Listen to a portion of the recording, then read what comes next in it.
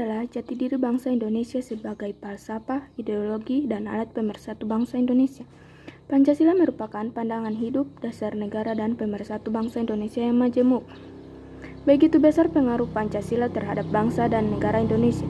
Kondisi ini dapat terjadi karena perjalanan sejarah dan kompleksitas keberadaan bangsa Indonesia seperti keragaman suku, agama, bahasa daerah, pulau, adat istiadat, kebiasaan budaya, serta warna kulit jauh berbeda satu sama lain, tetapi mutlak harus dipersatukan.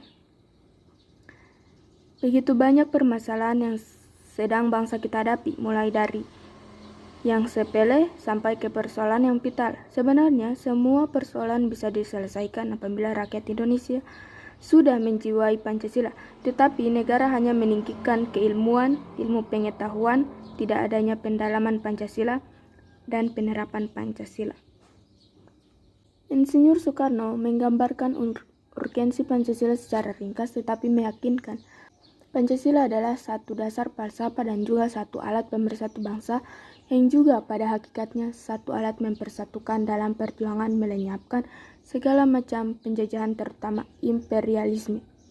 Memahami urgensi Pancasila sebagai dasar negara bisa menggunakan dua pendekatan, yaitu pendekatan institusional dan pendekatan sumber daya manusia. Pendekatan institusional adalah membentuk dan menyelenggarakan negara yang berdasarkan pada nilai-nilai Pancasila, sehingga negara Indonesia dapat mewujudkan tujuan negara atau terpenuhinya kepentingan nasional.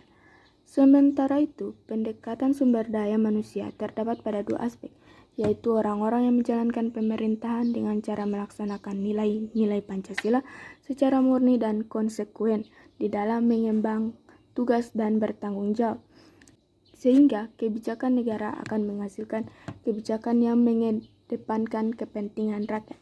Tetapi melihat kejadian yang jauh dari sikap penerapan nilai-nilai Pancasila pada Indonesia seperti masyarakat yang hanya memeluk agama tertentu karena faktor mayoritas sehingga ia tidak bisa menjalani ajaran agamanya dengan baik.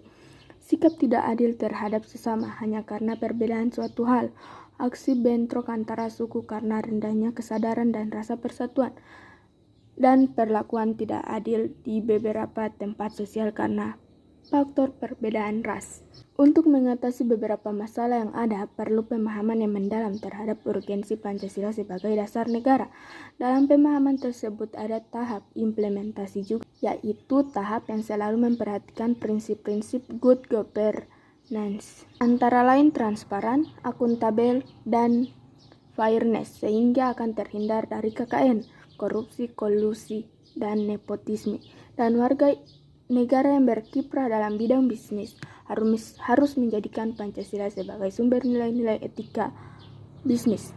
Dan warga negara yang berkiprah dalam bidang bisnis harus menjadikan Pancasila sebagai sumber nilai-nilai etika bisnis yang menghindarkan warga negara melakukan free pike liberalism, tidak terjadi monopoli dan monopsoni, serta warga negara yang bergerak dalam bidang organisasi kemasyarakatan dan bidang politik. Maka Indonesia akan mencapai tujuan yang dicita-citakan seperti yang diharapkan pejuang-pejuang pada masa dulu jika rakyat Indonesia menerapkan nilai-nilai yang terkandung dalam Pancasila.